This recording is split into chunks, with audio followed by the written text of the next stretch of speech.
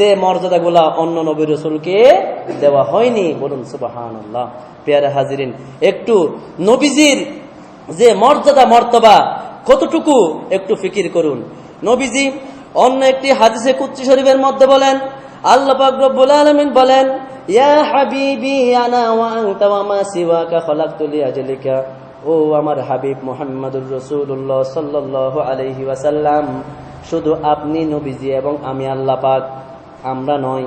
এছাড়া যত কিছু পৃথিবীর বুকে রয়েছে, আমার সৃষ্টি জগতের মধ্যে রয়েছে, আমি সমস্ত কিছু আপনি নবীজির সম্মানার্থে সৃষ্টি করেছি। বলুন সুবহানাল্লাহ। আমি শুধু আপনি নবীজি এবং আমি আল্লাহ, আমরা দুইজন ছাড়া যা কিছু রয়েছে সমস্ত কিছু আপনি নবীজির উসিলায় আমি সৃষ্টি করেছি। বলুন সুবহানাল্লাহ। ওনার উসিলায় আমরা সমস্ত কিছু পেয়েছি, আর আমরা ওনাকে বলে গিয়েছি। বলুন নাউজুবিল্লাহ। এরপরে এটা শোনার পরে আমার নবীজি বলেন, ইয়া রব্বি, ও আমার রব প্রতিপালক, আনতা ওয়া মা আনা, শুধু আপনি আল্লাহ পাক, ওয়া মা আনা এবং আমি নবীজি, ওয়া মা সিওয়াকা, এছাড়া পৃথিবীর বুকে আপনার সৃষ্টি জগতের মধ্যে যত কিছু রয়েছে, তারাকতু লিআজলিকা, আমি সমস্ত কিছু ছেড়ে দিয়েছি আপনি আল্লাহর সন্তুষ্টির জন্য। বলুন সুবহানাল্লাহ। আল্লাহ পাক বলতেছেন, ইয়া রাসূলুল্লাহ, আমি সমস্ত কিছু সৃষ্টি করেছি আপনার জন্য। আর নবীজি বলতেছেন, আমি সমস্ত কিছু ত্যাগ করেছি শুধু আপনি আল্লাহকে পাওয়ার জন্য। বলুন সুবহানাল্লাহ। কেমন দেখেন আশিক এবং মাশুকের প্রিয়, কেমন মোহাব্বত আল্লাহ পাক আমার নবীজিকে করতেন। আমার নবীজিকে মোহাব্বত করলে সেই মোহাব্বত কখনো বৃথা যায় না। যার একটি ঘটনা বলে আমি আলোচনা শেষ করব, একটু মনোযোগ দিয়ে শুনবেন। আবু জাহেলের ছেলে ইকরামা বিন আবু জাহেল তখনও ঈমান আনে নাই। কার ছেলে? আবু জাহেলের ছেলে ইকরামা বিন আবু জাহেল।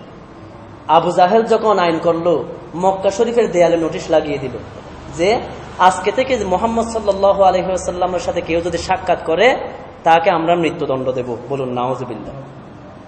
তখন সবাই চতুর্দিকে পাহারা দিতে লাগলো। একদিন রাতে নবীজি রাস্তা দিয়ে আসতেছেন, আবু জাহেলের ছেলে ইকরামা সে বিপরীত দিক থেকে আসতেছে। আমার নবীজির সামনাসামনি যখন হয়ে গেছে, সে আর থাকতে পারে নাই। নবীজির নূরানি চেহারা মোবারক দেখে নবীজিকে বলে ফেললো, আসসালাতু ওয়াসসালামু আলাইকা ইয়া রাসূলুল্লাহ সাল্লাল্লাহু আলাইহি ওয়াসাল্লাম। এই বলে নবীজিকে সালাম দিয়ে নবীজির সাথে মুসাফা করলো, খুলাকুলি মুআনাকা করলো। বলুন সুবহানাল্লাহ। মক্কার কাফেরেরা সেটা দেখে ফেললো। দেখার পর আবু জাহেলের কাছে চলে গেল, গিয়ে বলল, হে আবু জাহেল, তুমি তো আইন করেছো আজকে থেকে মুহাম্মদ সাল্লাল্লাহু আলাইহি ওয়াসাল্লামের সাথে কেউ দেখা করলে তার শাস্তি মৃত্যুদণ্ড।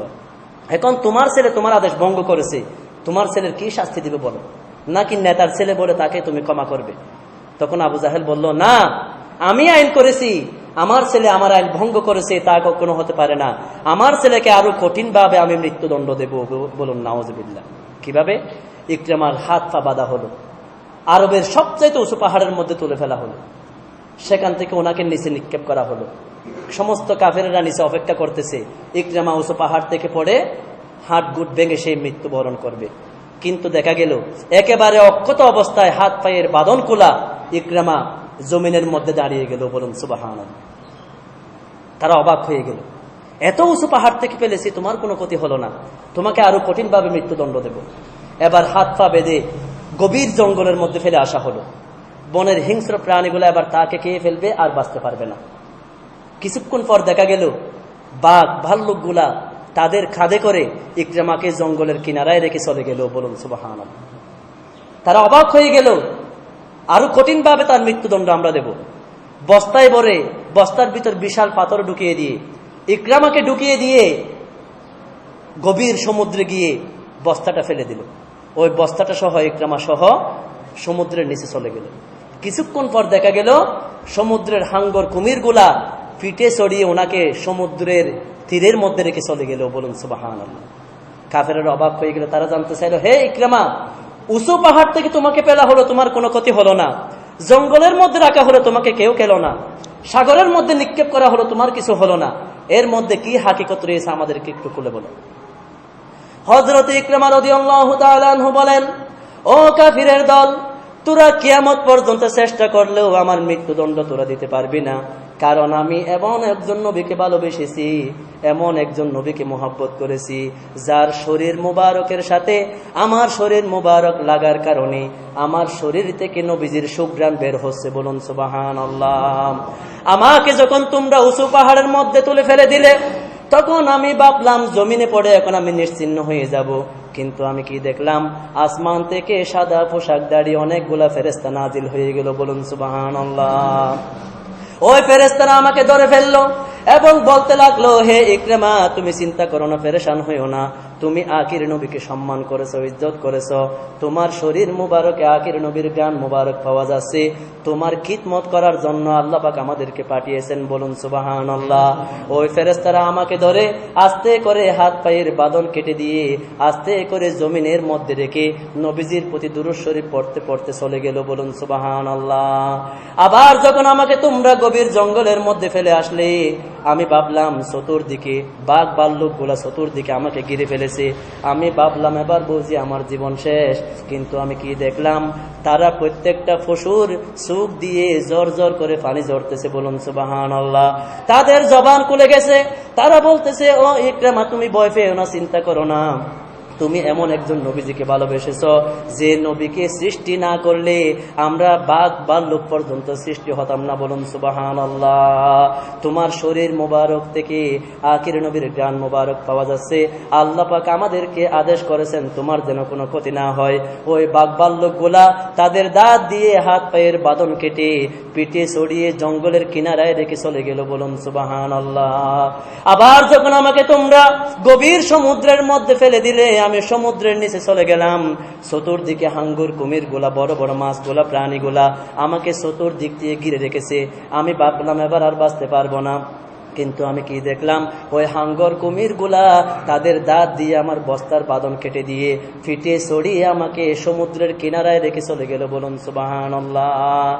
ইকরামা রাদিয়াল্লাহু তাআলা আনহু বলেন, ও কাফিরের দল, যে নবীজিকে ভালোবাসলে, মোহাব্বত করলে, সম্মান করলে দুনিয়ার এত কঠিন আযাব থেকে বেঁচে যাওয়া যায়, সেই নবীজিকে ভালোবাসলে পরকালের আযাব থেকে বেঁচে যাওয়া যাবে, এতে কোনো সন্দেহ নাই। তোরা সাক্ষী থাক, আমি তোদের সামনে পড়ে নিচ্ছি কালিমায়ে তাইয়্যিবা, লা ইলাহা ইল্লাল্লাহু মুহাম্মাদুর রাসূলুল্লাহ সাল্লাল্লাহু আলাইহি ওয়াসাল্লাম। এভাবে কালিমা শরীফ পড়ে ইকরামা রাদিয়াল্লাহু তাআলা আনহু মুসলমান হয়ে গেল। বলুন সুবহানাল্লাহ। এটা কার ছেলে? আবু জাহেলের ছেলে। এই ঘটনার থেকে আমরা কি বুঝলাম? নবীজিকে যদি কেউ অনিচ্ছা সত্ত্বেও মোহাব্বত করে, ভালোবাসে, সম্মান করে, তার বদলা আল্লাহ পাক এমন ভাবে দিবেন যা ইতিহাসে কেউ কল্পনা করেও শেষ করতে পারবে না। বলুন সুবহানাল্লাহ। তাহলে প্রিয় হাজিরিন, এমন একটি আমরা মাস পেলাম যে মাসের মধ্যে আমার নবীজিকে আল্লাহ পাক পাঠিয়েছেন। ওনার শানে আমরা মিলাদ কিয়াম করব, ওনার সম্মানে আমরা দরুদ সালাম পাঠ করব, আমরা জশ্নে জুলুস করব, আমরা 12ই রবিউল আউয়াল শরীফ জাঁক জমকপূর্ণ ভাবে আমরা পালন করব। আমরা সবাই রাজি আছি তো? হ্যাঁ।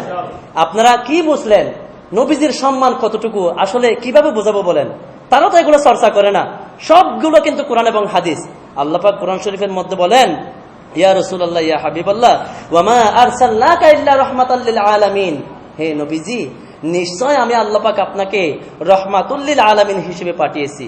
আপনি নবীজিকে যারা ভালোবাসবে, আপনাকে যারা সম্মান পাবে, রহমত যদি তারা পেতে চায়, আপনি নবীজির মাধ্যমে পেতে হবে।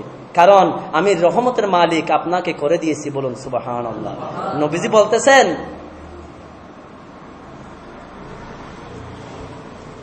ইন্নামা আনা কাসিমুন ওয়াল্লাহু ইউতি। নিশ্চয় আমি হলাম বন্টনকারী, আল্লাহ পাক আমাকে দেন, আমি নবীজি বন্টন করি। বলুন সুবহানাল্লাহ। অর্থাৎ রিজিক বলেন, রহমত বলেন, নিয়ামত বলেন, ইজ্জত সম্মান বলেন, আপনি যা কিছু চান না কেন সমস্ত কিছু আল্লাহ পাক আমার নবীজির হাত মোবারকে দিয়ে দিয়েছেন। বলুন সুবহানাল্লাহ। নবীজি বন্টন করবেন এবং নবীজির সাথে যদি আমরা